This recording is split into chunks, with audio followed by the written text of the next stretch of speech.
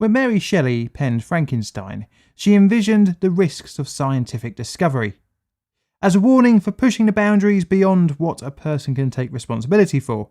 Shelley may not have realised, but science would almost catch up to her just over 150 years later. The experiment in today's video was something that could have been the prototype for Frankenstein's monster, and that is the transplant of a head from one body to another. But as with many experiments involving animals, there is an efficacy grey area, where the lines are blurred between what is butchery and what is not. The experiments covered in this video is essentially the vivisection of multiple animals, and can be argued for the good and bad of scientific discovery. Welcome to a new series of Plain Difficult videos, where we have a look at some of the more ethically rocky scientific experiments. Head transplants have fascinated doctors for a long time. Imagine giving a paraplegic person the chance to regain their body independence back. Being able to make use of a body that would otherwise be buried or cremated to give someone a new chance at a more normal life. It's possibly one of the final frontiers of organ transplants, a science that has brought back many from death's door. Today we are looking at the infamous 1970 monkey head transplant conducted by Robert Joseph White. Although the experiment sounds like the stuff of nightmares, the study did help push forward experience and knowledge in organ transplants. And because this is a new series, we've got a new scale, and that is the ethical scale, 10 being legit evil and 1 being for the greater good of mankind. As such, I'm going to rate the monkey head transplant a 6, purely because it's so grim and I'm pretty squeamish. Our story starts 18 years before Robert White was born, and the first dog head transplantation by American physiologist Dr. Charles Guthrie and French surgeon Dr. Alexis Carrel. The surgery involved attaching a decapitated dog's head to another dog's neck, with the blood first flowing via the donor dog's head to the live victim. The experiment was a proof of concept, as the donor head showed some reaction to stimulus, but due to 20 minutes of blood loss during surgery, the extra new head deteriorated quickly. The test dog was put down shortly after. The blood had started to cause brain damage, and this would be the biggest hurdle to a head transplant. The two doctors, although arguably failing at this experiment, did use their knowledge to further organ transplant science, earning them a Nobel Peace Prize a few years later.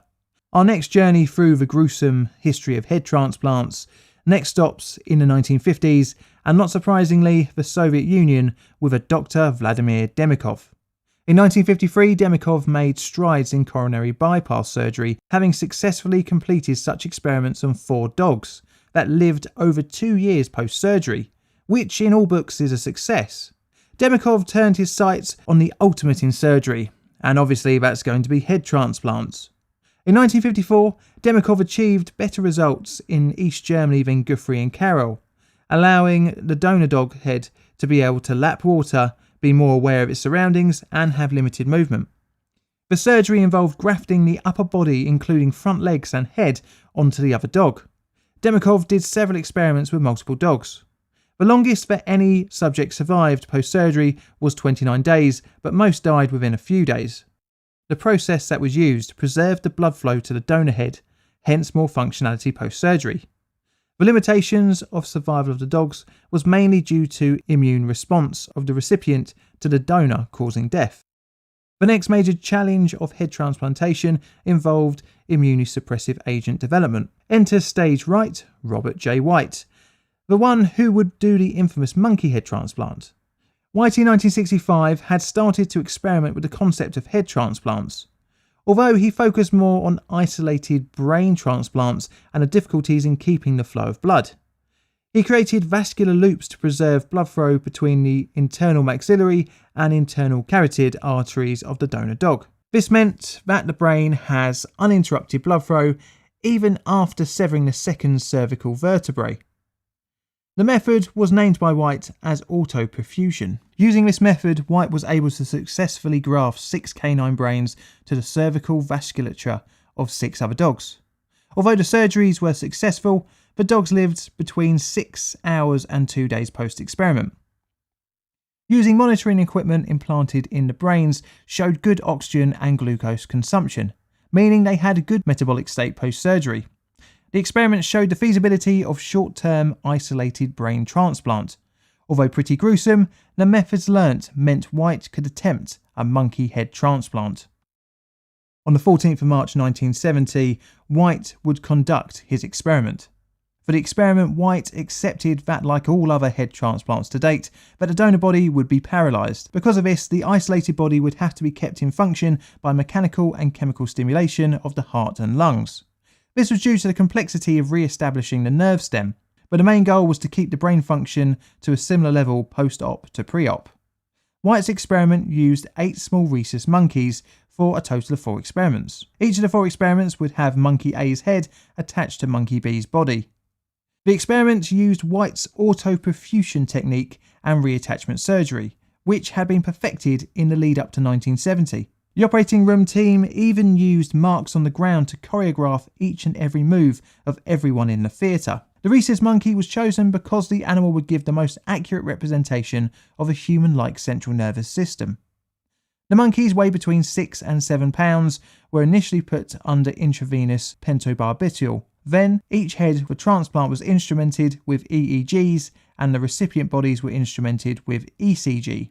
Once this was completed, the monkeys were tracheotomized and were cervically transected at the level of the 4th and 5th cerebral vertebrae, at the same time preserving the carotid jugular circulations. The preservation of blood flow was done through sutured cannula loops.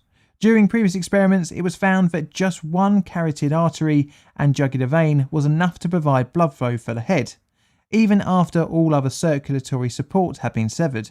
This was completed under constant EEG monitoring. For the transplant to the new body, one of the cannula loops was stopped and connected to the body, and after blood flow was resumed, the second cannula was stopped and connected to the new body. This allowed constant blood flow to the brain. Extra blood had been drawn from other monkeys in case of any hemorrhaging during the surgery. Antibiotics were under constant supply, along with immunosuppressive agents, to help prevent rejection of the new body-head combination. 3 to 4 hours post-surgery, the monkey heads would start to show awareness of their surroundings, with their eyes following stimulus, and would even attempt to eat any food placed in the mouth. The EEG records reflected that the establishment of a characteristic consciousness state. And in a grim way, the faces as seen here look rather scared of the situation, which obviously is understandable. If blood pressure fell, so did the head's awareness. A dye was used to mark the blood-brain barrier. The muscles in the face were active and looked like they were working as they should. In fact, looking at the footage, you wouldn't even think that the head had been amputated. The bodies did not show signs of rejection of their new heads, probably because of the amount of drugs pumped into the bodies. Each of the 4 experiments lived between 6 and 36 hours post-surgery. Eventually, the mixture of drugs and blood loss from the amputation area killed off each monkey. After the experiment, each brain was dissected and showed no signs of brain damage or dye infiltration, proving the concept of a head transplant. The monkey head surgery showed that cephalic or full body transplant was possible. And even though the longest of any of the monkeys' lives was just over a day, with extra time taken on suturing with modern techniques of today, the surgery could have been a much more longer term experiment. White became well known after the experiments and took a lot of flack from animal rights groups and even his peers, although it did not seem to really affect his accomplishments as a neurosurgeon, who would in his career perform over 10,000 surgeries, albeit on human subjects. He would pass away in 2010 at the age of 84. The lessons learned from the experiments helped further transplant science, which by the 1990s had more improved mixtures of immunosuppressive agents, which had hindered the monkey's life expectancy post-surgery in 1970. The new drugs were a key factor when the first human face graft proved successful.